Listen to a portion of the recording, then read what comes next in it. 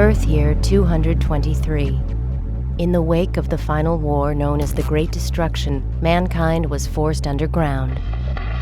But with the discovery of the pre-war Mars immigration project, the human race would again prosper and flourish. The age of conflict in the subterranean world was finally over. Emigration to Mars was encouraged, but this influx of settlers posed a threat to law and order on the Red Planet.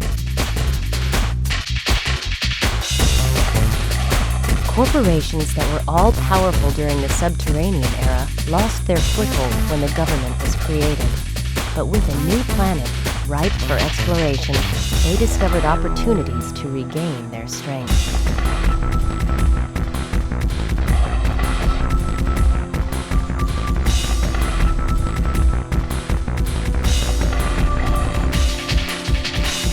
Station.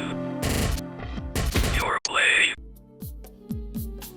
Armored Core 2 is FromSoftware's third PlayStation 2 near-launch title and the fourth game in the Armored Core franchise. If you want to get even more technical, it's also their fifth mech game, including Frame Grind. AC2 is quite similar to previous entries, which means I don't have to retread on most of the base mechanics of mech customization, economy, or movement that's already been discussed during the previous Armored Core videos. Knowledge of those games is not required, but you'll be in the dark on a lot of comparisons throughout a majority of this video and during the climax of AC2's story. This leaves me with room to dive deeper into the few new mechanics that AC2 introduces, none of which are analog movement or aiming controls, but FromSoft did acknowledge the existence of these sticks through the overboost mechanic toggled by R3 and the extension system via L3. Overboost drains a rapid burst of energy that grants the player far greater booster speed until it's toggled off or power is fully depleted. I didn't end up using this mechanic regularly besides story missions with long empty corridors. It makes for an effective escape method when enemy ravens have your mech in a bind, but makes tighter turning far more difficult. There's another variant of this by holding both shoulder buttons. L2, R2 plus R3 lifts all engine limitations and allows your AC to boost indefinitely for roughly 1 minute, with the downside of energy being completely depleted for the following minute, meaning if you can manage to take out your opponent in that short frame of limitless power, you have an easy win before your reserves give out and almost guarantee a defeat in turn. Extension parts are a new addition to AC building that attach to your mech's shoulders and typically have the function of intercepting missiles or an alternate quick boost back or downwards. These can be activated by L3 and were also sparsely used during my playthrough, as I didn't even know how to operate them for a long time. The down and backward boost is kind of unwieldy as you have to take your thumb off the D-pad to press the stick that could have just as easily also had the function to control your mech, thus making the whole endeavor way more seamless. But instead, you'd either have to uncomfortably claw your left hand or stop moving for a slight insignificant boost. The missile interceptors are great, however, and an easy addition to any build as they work on their own and only have to be toggled once. Further new parts to the roster are inside weapons that function similarly to certain back parts in AC Gen 1, mainly mine or missile launchers. These are pretty straightforward and act as an extra slot for weapons if your mech can handle the added weight. Radiators plus the heat system are entirely new to AC2 and are basically a punishment system for getting hit too frequently in a short time frame, causing your mech to overheat and take burn damage. There was a missile launcher in Master of Arena that simulated this, but now every weapon has a heat buildup attribute alongside the radiator being implemented to counteract it, plus certain parts like the head having its own heat venting capabilities, adding more statistics to tweak and optimize your build for. The left arm weapon slot now includes shields that are toggled on with the circle button, but instead of being a convenient hold to use, they'll end up draining your generator if you forgot to turn them off. Great! Somehow, Frame Grind got this better. To top off all of the increased customization functions, the emblem creation system is expanded to what seems like 4 times the size, allowing the player to make emblems in a larger canvas with more precise tools. I didn't end up messing with this feature as much as I did in the previous 3 entries. While I did make a custom emblem for each mech in Gen 1 and had fun doing so, AC2's system is a bit too large and intimidating for me to mess around in, especially with how awkward paint painting with a PS2 controller is. I just ended up using a preset design for this game, but I do appreciate the greater creative tools and would definitely have used them to create a custom AC identity if I were participating in a tournament.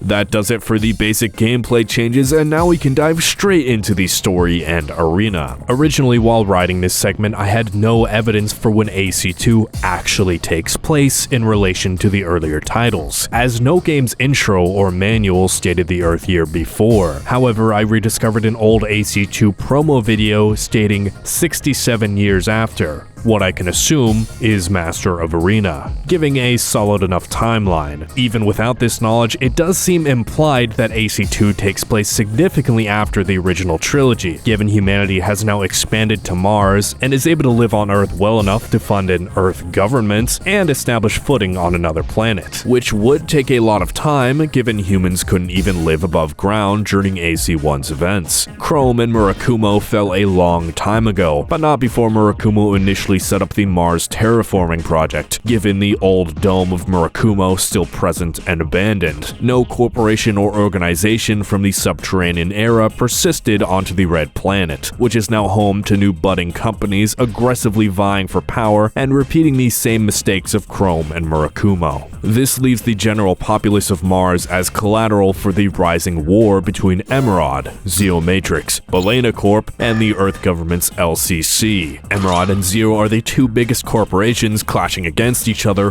while Balena is mainly focused on AC manufacturing. Regardless, they all struggle for control over Mars under LCC's lack of authority. The player Raven will inevitably work with all of these companies and frequently sabotage them right afterwards, as many contracts are thrown to the player at once, and choosing sides becomes far more nuanced than on Earth. Completing all of one corporation's missions awards unique parts to the player, but there is no route for each company like in AC1. Even if the player does every contract possible for each corporation, the story will still play out the same. The Raven starts out as a fledgling in the Nerves Concord, Mars's nest, and has to prove themselves in both the arena and the mercenary world. The arena and story contracts are completely separate and don't overlap, just like in Project Phantasma, but killing certain Ravens on contract will replace them in the arena, and throughout the story, corporations will reward you parts for your performance. While you can complete the entire arena before touching the main game, I would absolutely not recommend this, as I was utterly miserable and underpowered while doing so myself. For this video, I'll be switching between the two and try to balance the content to how I feel it should be presented in the real game, but keep in mind these are entirely separate branches that don't intersect at all. The beginning story missions are standard affair for any AC game, establishing the corporations and giving the player a feel for contract work. Returning Ravens will probably notice the AC controls subtly slower and more sluggish. I think this is intentional to make much more of the projectile weapons viable for combat, as in AC1 it was pretty easy to outpace a majority of weapons. However, it feels quite jarring when first starting AC2, and that sense of everything being weirdly slow never fully goes away, and most of the time it felt even my fastest and tightest dodging wasn't enough to avoid half of the game's projectiles. It may sound ridiculous to complain about a slight speed decrease, but going back to Armored Core 1 felt like taking all of the training weights off. That game just works, doesn't intentionally impede your movement in any way, and feels like a much smoother experience despite being on previous gen hardware. This is a trend you'll see in multiple instances of AC2's design, where despite having greater resources and ample experience, the developers made the game worse for no discernible reason, either intentionally or not. It makes AC2 feel amateurish in comparison to literally the first game in the series. Not quite frame grind levels of mixing things up and falling short, but just detrimental enough for Armored Core 2 to feel awkward and clunky, more so than it should be as a sequel. For instance, laser blading is much more rigid, whereas in AC1, your mech would automatically adjust its torso to face a frontward opponent as to hit them within a small cone, with a bipedal build anyways. The brilliant minds behind AC2 have narrowed that down into a thin point directly in front of your mech with no tracking whatsoever. whatsoever, and your AC will always dash straight forward, typically past your opponents. It's incredibly difficult to micro-adjust your position, especially when in a fast-paced encounter paired with the already slow movement speed of the core. You end up having to turn for full seconds at a time to straighten out your mech, and this leaves only literal stationary objects attached to the walls or ceiling to be consistently hittable. Sometimes your AC can't even manage that. Do I even need to ask why? Did I miss some optional part that makes this mechanic functional again? Well, I wouldn't even know, because when new AC parts become available in the shop or gifted to the Raven, the game doesn't even have the courtesy to tell the player what part specifically, forcing you to slowly scroll through your entire garage or the shop and hope you remember exactly what the list used to be. Why am I complaining about this? Because the first, second, and third game in the series actually told the player the parts they've acquired.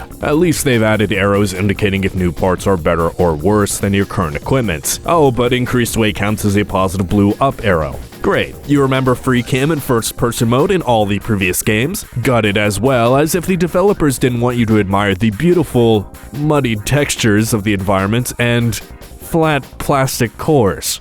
Look, I've come to appreciate Armored Core a lot since Master of Arena, and AC2 at its core isn't a bad game, but everything past that point is weighed down by some caveat that lessens the experience below what these developers are able to achieve. I'm led to believe this game was rushed, or Fromsoft as a whole had trouble developing on the PlayStation 2. I mean, hell, they probably did. Eternal Ring was a massive simplification of Kingsfield, and Evergrace is a technical mess of baffling mechanics, giving me a similar amount of confusion on what designers were thinking while making it. But in order for me to appreciate this game, we need to sift through all of the rust and junk metal. It would be even more disrespectful of the game and franchise for me to flat out ignore all of these weak aspects that betray the potential the developers already showed they have. So bear with me. All we have left is the ironic graphical downgrade from the hardware advancement. Now at this point I'll give some credit, as clearly Fromsoft did have some issues rendering on the PS2, given the similar muddiness of Eternal Ring and the jagged interlacing of Evergrace. But for both of those titles, they still had a strong underlying art style that shone through and made the game beautiful despite that. Armored Core 2 does have a fantastic UI that does well to immerse the player in the role of a Mars Raven, with a futuristic and informational overlay that's even customizable to an absurd degree.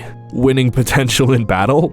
Altitude? Remnants of enemies? You want to see your opponent's entire arsenal of weapons on screen? You go right ahead, buddy. The fundamental mech models and environments are fine as well, but the lighting, texture work, and skyboxes are not nearly as impressive as AC2's predecessors. Armored Core on the PS1 pushed the hardware to its limits, and thus that game will always look stunning given its context. AC2 doesn't push its own resources nearly as much, so while it may achieve the same level of fidelity, it's far less exciting and only feels like a standard for the hardware. That would be the end of things if the game merely looked as good as AC1, but Armored Core 2 rarely uses contrast in its interior lighting, leaving much to be desired in terms of atmosphere, and lacks as distinct of a visual identity beyond the UI and orange color palette. The limited hardware of the PS1 created a mandatory simplicity for its textures and model work that forced only the strongest visual details to shine through. Large pointed ends of AC parts, the general menacing shape of weapons, large imposing buildings, warm underground lights in a dark tunnel, or the flash of your gun's muzzle. The grainy and compressed models allowed your mind to fill in the blanks. These mechs always looked badass because only the sharpest points pierced through the screen. Now in Armored Core 2, mechs have much more visual allowance, and all of that clear-cut detail now has to spread across more space. While I can appreciate the designers tried to do well with the game's AC textures, they don't have much of an impact on the model, and I found a lot of the ACs in this game to look pretty samey. Mechs look somewhat glossy or flat, lacking a distinct metal texture that make them look somewhat fake. The worst case of all is the weapons that are plagued by awkwardly dark crevices for no real reason that are most definitely plastic toys the Ravens are pretending to shoot each other with. I have never felt less intimidated in my life by a massive machine gun bigger and heavier than my entire body that could definitely shred me into pieces with one mere bullet. It may be nitpicky, but I feel like it's important for these weapons to actually look imposing and badass, or at least real when this game is attempting to have a grittier, more mechanic and detailed visual style. There were only a few mechs I found to be cool in AC2, whereas previously I was impressed at how Master of Arena utilized its restrictive coloring system to consistently deliver unique mech designs for each opponent. Now, in the next generation, with more resources, it doesn't feel like that same maximization of potential is being reached. I will give the game some benefit of the doubt though. This is a PS2 launch year game, and there are plenty more AC titles on this system for the aesthetic to improve. Again, it would be disingenuous of me to not mention these things. I don't just want more Armored Core, or to treat it like this untouchable monolith. I want all of these games to be a work of art and appreciated for what they are. That means examining what they aren't too.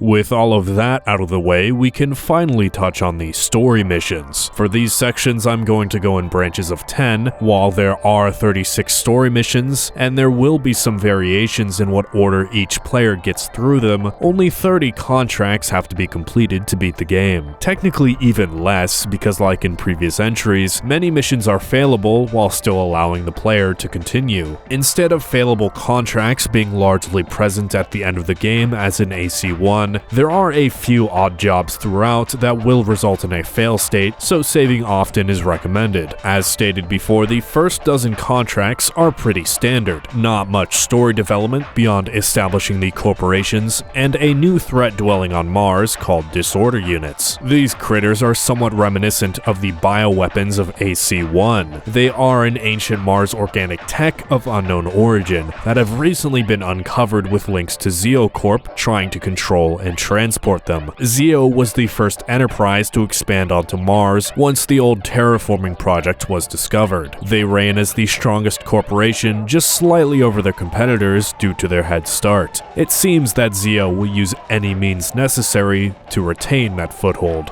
One of the more interesting early contracts is a rehash of the train refueling mission from AC1, where you have to destroy some planes and guard a train from an invading Raven. This was one of my favorite missions in 1, and I'm glad they decided to bring it back. It carries the rush of AC v AC combat that was at its best in Master of Arena, and amplifies the risk by forcing the player to constantly draw aggression away from the train, while not playing recklessly enough to inadvertently blow it up themselves. There are several missions that abruptly spring an AC onto the player, as is expected from each game in the series at this point, but any other time they're only putting the player at risk. The most stressful missions, in my opinion, are the ones where the player doesn't know how much more of a beating their defense objective can take, forcing you to play as aggressively as possible, foregoing your own safety. That same feeling is invoked by the submarine mission in Master of Arena. Hey, they brought that one back too. Nice. About half of the early contracts are listed by LCC, as they try to expand their control over the wild Mars corporations. It seems that helping LCC crush all competition and bring the planet under their sole rule is not the best idea, but neither do the other businesses have a moral leg to stand on. LCC is what pays the repair bills. Thus is the life of a Raven.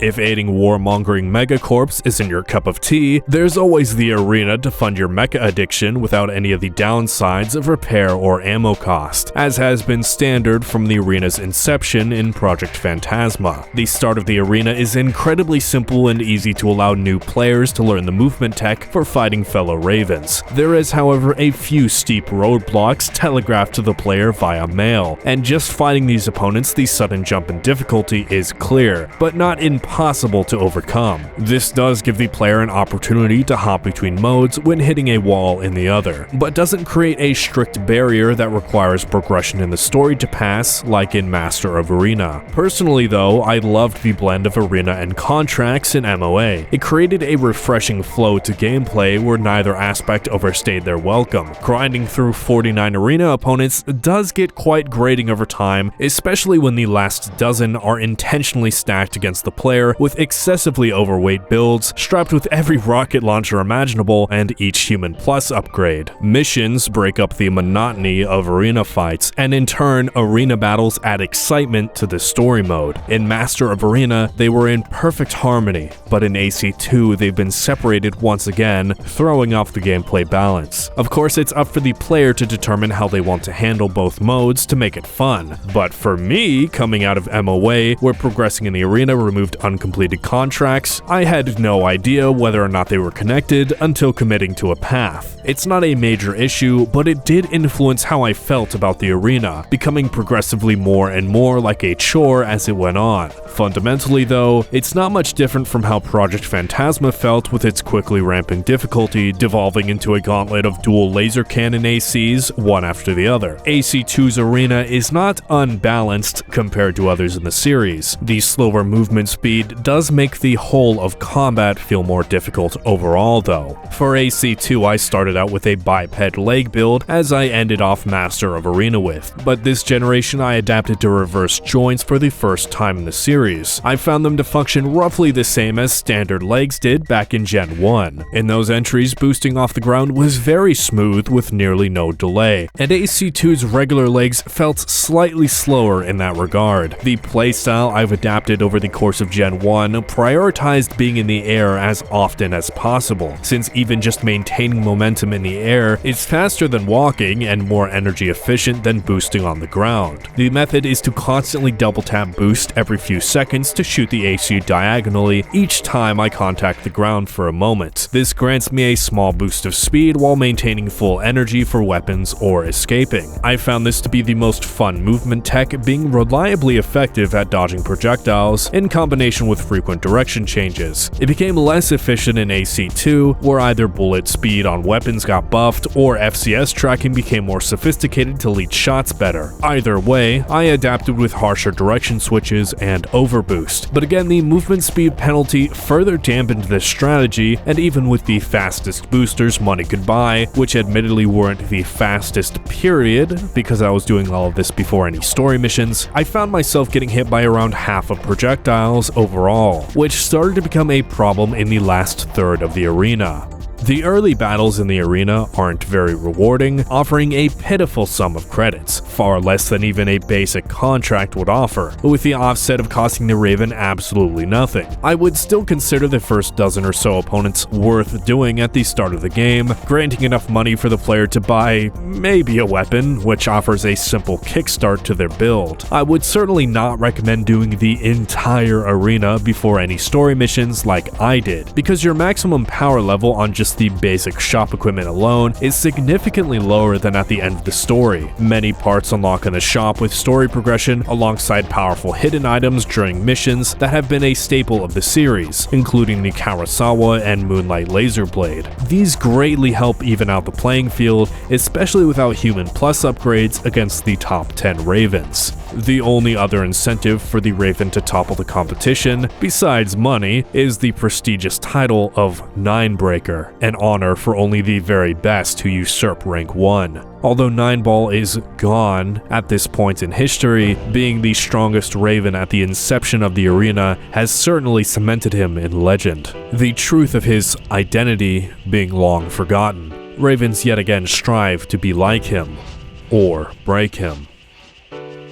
Beyond the current rank 1 Raven in the arena, Ares, there is another Ninebreaker. Leos Klein, leader of the Earth government's special forces, the Frighteners. LCC has begun a more aggressive push towards consolidation of Mars's corporations, enlisting ex-Ravens into its ranks of the Frighteners to brutally stomp out the mercenaries that bring the most power towards these megacorps. Leos Klein makes an early appearance in certain missions, typically sabotaging whatever operation the Raven is taking part in. The Frighteners quickly become an imposing force that encourages Balena Corp to fall under LCC control, leaving only Emerald and Zio to clash. Leos Klein is especially enigmatic, with records of his registration in the arena and his status of Ninebreaker coming all the way from the subterranean Earth era, which is quite some time ago, given Mars's developed state. How has Leos survived this long on an average human lifespan? Klein also worked on the initial Mars research team and likely knows the secret of the disorder units that Zeocorp is keeping under wraps. Combining that with his leadership over an elite military force makes Leos one of the strongest Ravens on Mars. Contracts around this time become more intense as the corporations grow more desperate. Multiple missions of infiltrating and destroying a crucial communications base, the aforementioned submarine defense, and even one where you have to fight in a magnetic storm that scrambles your AC radar. This is one of the new interesting weather effects that AC2 introduces, obscuring the player's vision and even slowing them down to emulate a proper sandstorm, adding much needed environmental variety to these missions. Another contract takes place on a bridge with fog that becomes increasingly dense over time, making it more difficult to discern friend from foe until up close. Both of these visual effects freshen up the contracts that have felt pretty similar to previous games up until this point. Although there aren't very many of them, this is still new mechanics that make Armored Core 2 unique. Another pilot actually contracted us to help during the magnetic storm operation, Strung, one of the top Ravens who never fails any objective, and the trainer who brought us in on our very first contract. It's fun to see now that we've climbed the ranks, becoming a capable and dependable mercenary, we can work together with our pseudo-mentor. I guess Klein wasn't wrong after all. You are too dangerous. Yeah, I saw this one coming a mile away because this is the only time when the player works with another Raven. But hey, take it as a compliment that one of the most successful mercenaries working for the most powerful band of soldiers on Mars considers just you to be a threat. I don't know why Leos Klein didn't first try to enlist the player on their side before attempting to murder them in a magnetic storm. Given the Raven's intervention in Further Frightener's operation, it's implied that they don't stand for their ideology though. It's a major oversight on Klein's part, however, that during the rapid consolidation of corporate power fanning the flames of war, with allegiances constantly being questioned and betrayed, instead of securing one of his biggest threats diplomatically, he's made a guaranteed enemy out of the player Raven. Afterwards, Emerald is backed into a corner, exhausting all of their remaining options and attempting to take down Beleno with it. This is one of those missions where failing results in a game over. Emerald dissolving into LCC is fated to happen. The Raven must maintain that balance between corporations. It is disturbing at this point how powerful LCC has become. They've attempted to snuff out all competition, with Zeo Matrix remaining as the last pillar of an independent Mars. LCC is supposed to be the best chance for Mars's future though. If their goals are truly righteously motivated, the Raven has no choice but to work with them with the ramping violence among the corporations, or to get closer to Leos Klein. A dire war looms over the horizon. Now is the time where the Raven needs to hone their skills into a fine point within the arena for the struggle ahead. The latter half of AC2's arena is not too dissimilar to Project Phantasma's, meaning most opponents follow a similar meta, being explosive rocket launchers in one or multiple slots, capable of destroying your entire mech before running out of ammo, with a bonus machine gun, laser rifle, or Gatling gun to finish off the last few thousand AP. This is very tough to out DPS with such a shitty pre-story build, to where it was nearly impossible to beat a couple of opponents like Lionheart, sporting a powerful laser cannon, accurate machine gun, and relentless seeking rocket that will deal thousands of damage upon impact. This opponent is an incredible beast that no matter what strategy attempted, no matter how good my dodging was, I would inevitably be caught in one trap or the other. Even learning to dodge the machine gun and laser cannon being struck only a few times spelled my defeat, as the deck was severely stacked against me. This is the harshest example of end arena opponents, and it's a miracle I even beat him at all. Wait, what? You're telling me that after 50 minutes of fighting this guy. Not a single cheese strategy works until I get lucky and he just so happens to ring himself out. Okay, what about rank 7, Rose, with her incredibly accurate sniper rifle that whittles me down throughout the whole match, who mysteriously boosts backward out of the arena during the one time I'm actually winning. Great, I'm not even allowed the satisfaction of victory against these impossible foes. It's either a grueling gauntlet of mental torture or getting any semblance of accomplishment ripped away from me right on the cusp of victory.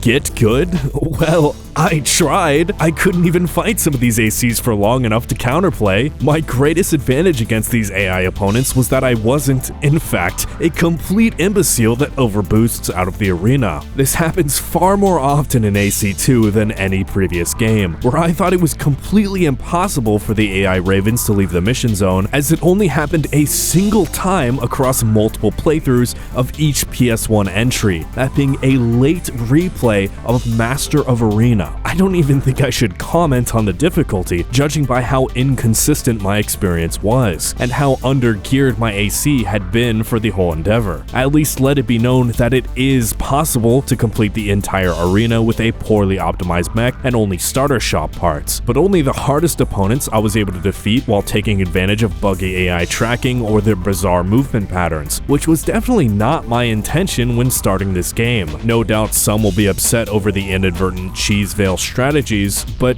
what do you want me to do about it? The game says I won! Going back to fight these opponents with a fully optimized endgame build is nearly the complete opposite experience. Lionheart fell over like rank 49, and only the 9 breaker provided a proper challenge. So yes, these opponents are very much possible. I'm not trying to say the contrary. They are as balanced as Project Phantasma or Master of Arena. However, I don't remember pulling my hair out nearly as much during either of those games on a fresh save, and that's mainly what I'm trying to highlight here. The majority of my experience in the arena has been on the lowest end of power, and by the time I finished the story, I was done with the game entirely and haven't felt the need to return to the arena to recontextualize my experience, because that would skew the balance in the complete opposite direction. I've opted to just not discuss difficulty that much from an inherently subjective perspective. One aspect of the arena I can comment on, however, is the heat mechanic in general. And don't worry, this isn't even about difficulty, because the system doesn't make the encounters significantly harder. So the entire overheating system revolves around the meter building up as you get shot. As you're taking damage, it will slowly charge until your AC has to manually cool down, which results in you taking more damage. The punishment system for getting hit is just taking more damage. Thus, my reward for avoiding getting hit and not overheating is not taking damage.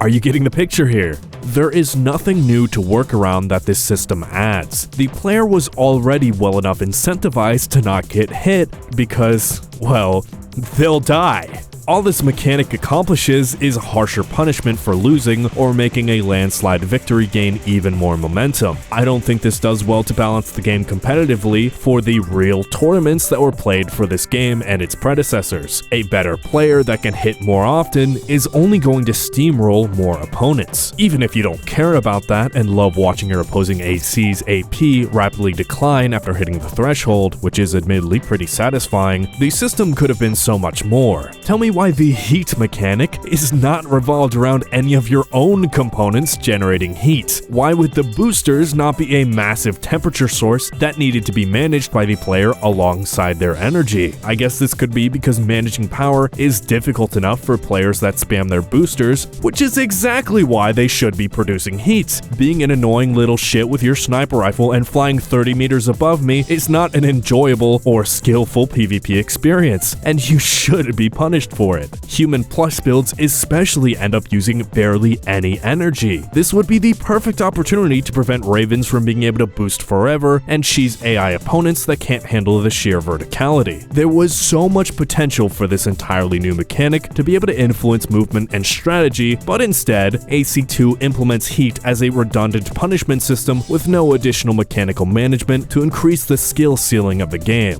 I'm not saying the system should have been gutted, but there is a lot more room for resource management and movement tech to evolve that unfortunately was not tapped into with this next generation installment, leaving the combat to feel relatively the same. The main upside to grinding through so many of these difficult encounters, beyond simply getting better at the game, is being able to listen to the absolutely killer soundtrack composed by Tsukasa Saito, the other big three from Sound team members, alongside a new member, starting with AC2 but not sticking around for very long, Ikuya Ichinohe. Tsukasa Saito was the lead for this title and bleeds his inspiration through the soundtrack, leaning harder into drum breaks and bass lines drawn from house DJ and musician, forgive my pronunciation, Mike Van Dyke, whose 1997 album Glow has a few Armored Core-esque tracks that Saito likely drew from. Saito appreciated this artist so much that he even cameoed in Armored Core 2, with the honor of making the intro cinematic and credits track. I would recommend Mike Van Dyke's Glow to listeners fond of 2nd Gen AC music. His intro track for AC2 is quite good and fitting with the rest of the game, but unfortunately, I can't include this song in the video due to overzealous copyright claims. Oh well. AC2's soundtrack is its most defining aesthetical difference from previous entries, standing out in its composition and genre switch, which is a trend for each Armored Core generation. It's quite a welcome change that keeps the series fresh, and every new approach to the music sounds just as good as the last. It helps highlight that Armored Core is constantly evolving. Where new gameplay mechanics are being added, so too is the visual aesthetic, storytelling, and sound of the game, all changing in turn. There are not many particular tracks from this game that stand out as my favorite, but the overall quality of this soundtrack is consistently good, with even a remix of Armored Core 1's garage theme recreated in the next-gen style.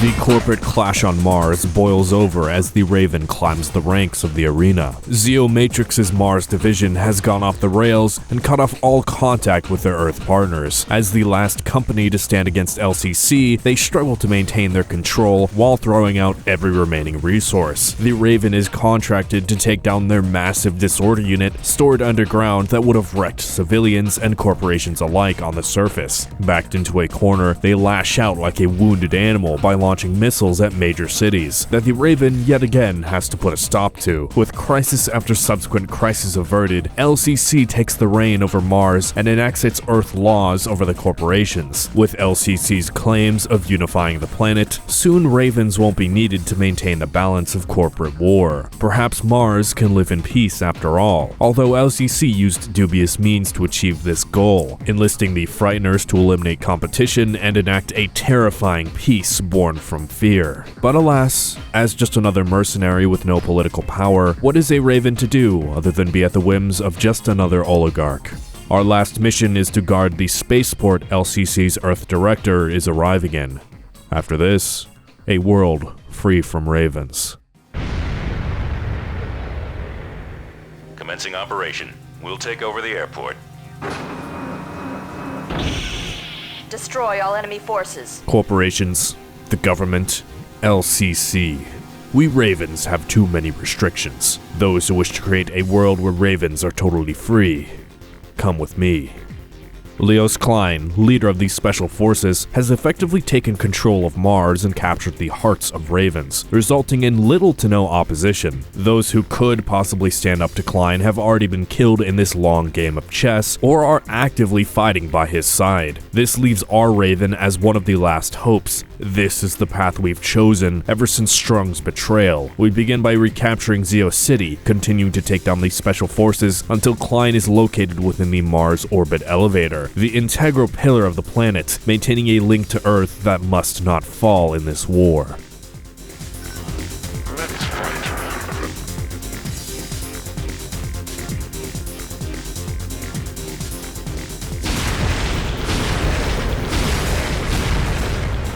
It was all a diversion. Klein's real intention wasn't Mars after all, but its moon. Apparently Klein knows of a control system on Phobos that can manipulate all of the disorder units. With that, he doesn't even need his regiment of loyal soldiers. He can control Mars, and possibly even Earth, as one ruler over all life. Leos has already gained control of Phobos, drawing it closer to Mars. With this, the Earth government pledges to grant the Ravens their freedom on the Red Planet, more valuable than any credit reward. With all the lives on Mars and the future of Ravens at stake, we cannot fail. The mission brings our Raven through an ancient Martian facility full of disorder units and architecture never before seen by humanity. Then, to Klein's destroyed companions who've already fallen before our arrival. The fight against the real Leos Klein is reminiscent of Stinger's later confrontations from Project Phantasma, where Klein has augmented himself with a larger, stronger mech than our pitiful-looking AC. After blasting away his large disorder ship, another completely alien frame rises from the rubble, spewing out tracking orbs that blast energy at the player while constantly on the offensive with his own laser cannon and blade attacks. This unit is no match for the prowess of a Ninebreaker, however, and both phases of this fight end up significantly easier than 9-Ball Seraph from Master of Arena, or the latter arena opponents of AC2 itself. Klein slumps over in his Disorder AC, a feeble, defeated old man whose dreams have been crushed, his ideals clashing against our own and shattering under the weight of its own flaws. Raven. What is it that you wish? I wish to know. Just who is Leos Klein? How can one man live for so long in this harsh world, while simultaneously orchestrating a plan spanning more time than the average life of a corporation? I've read theories that Klein is the former protagonist for Master of Arena, with no evidence to back that up besides him being a Ninebreaker, which at this point has been established to be a general title for any Raven reaching number 1 in the arena, and yet it's propagated as the most likely truth. Looking at you, unsourced plot segment on Wikipedia. With that logic, Leos Klein can be anybody or nobody. Who's to say Klein is absolutely a character from any previous game when their personality and goals don't match up with any former protagonist? Is the sole reason the former MOA protag is linked to Leos Klein because he was the original Ninebreaker? That's not even true either. The Armored Core 1 Raven already destroyed multiple 9-balls during his last mission to blow up the Raven's nest. Fritz Bine of MOA despised 9-ball over killing his family. There's no reason he would then become the same shadowy warlord trying to enact his law and control over the masses. Why are we even taking for granted the fact that life-extending augmentations exist? Unsourced Armored Core 2 Wikipedia page? Are we just gonna throw around unsubstantiated theories instead of accepting that this game has a unique antagonist? Okay, sure, I'll throw my hat into the ring. If Leos Klein were anybody, he surely isn't human given his age and capability of remotely operating a clone of himself across a planet, which as of yet has not been established as a normal thing people can do in this world. You know, the one character that has controlled multiple copies of himself? The one character throughout this universe that seems to never go away with time? The one always dominating other Ravens, crushing corporations, and trying to establish his own order of absolute rule? That's right, nobody's going to like this, but if Leos Klein had to be any former character, he would absolutely be 9-Ball. Who's to say 9-Ball was completely finished after the destruction of the nest, or the factory in Master of Arena? That's just as substantiated as the Fritz Bine theory. What about Klein being a Ninebreaker? Well, that's easy. Being an AI that can control multiple mechs, he would effortlessly be able to stage his own defeats, Klein becoming a very respected Raven as a result, and giving a new veiled identity for the AI to scheme under the radar. The title could be metaphorical as well. 9-Ball killed his past to become Leos Klein and operate undercover within the Zeos research team, and be one of the first agents on Mars terraforming the planet. He would know every facility, every secret Mars hides, and have the foothold to establish his own military force as a strong and respected leader. All together loyal soldiers for his eventual insurrection. How else would Klein be able to control all of the disorder units? Perhaps Zeocorp's methods are an inferior imitation of Klein's own innate capabilities, and no human should be able to seamlessly integrate with the sheer mass of ancient technology without being overloaded. This all makes far more sense and creates a reasonable explanation for most of Klein's capabilities throughout the game, at least more so than if he were a former average human pilot from the previous games. Personally, I don't like assuming that Leos Klein is anybody, but this is the most I've heard about AC2 AC2 before actually playing the game, and thought to throw my own theory into the mix with some actual evidence. I think it makes AC2 more interesting that Klein remains a mysterious figure. He doesn't have to be an existing character. If the Fromsoft writers were to keep bringing back the AI from AC1 or 9-Ball, or any other character for that matter, I'm sure it would get more boring and played out as the series progresses. Instead, AC2 takes the formulas established by all of its predecessors and effectively translates them into the next generation while adding a little bit more in all places. Slightly more quality and quantity cutscenes, voice acting, and personality in characters. The writing doesn't go too far in developing its antagonist or secondary plotlines like the ancient Mars civilization / disorder units that don't really get explained or resolved, but the central narrative is a solid, complete story with the same intrigue of corporate politics as former titles. This new entry really does feel like a proper sequel to Armored Core, and Armored Core 1, 2, if you will. Murakumo is tastefully referenced and exists as a remnant among Mars. Armored Core 2 doesn't try to lean on this aspect though, or any pre-established entity of the universe, instead opting to take place on a completely new planet and tell its own story. I can respect the effort in not throwing the adoring fans more Armored Core and calling it a day, even though there are a lot of parallels between AC2 and previous entries, be it the rehashed train station and submarine missions. Armored Core 2 still very much feels like its own game, reimagining these elements without outright attempting to reboot the series. It's not flawless, but is the first iteration of this series in the next generation and shows a lot of potential for growth on the PS2. AC2 certainly proves itself among its fellow Ravens. That wraps up another exciting entry in the history of From Software. Armored Core 2 is not a very story-heavy game, so I went in for a loose, non-linear approach for this one, giving me tons of whiplash from the super story-focused Evergrace project. Thank you for watching, stay tuned for future entries as well while I play them one by one and obsessively think about them for months on end. Thank you to patrons Rouge Eclipser, Zap, and all returning viewers for their continuous support. I'll see you Ravens in the arena. But for now, I have some non-Armored Core games to play.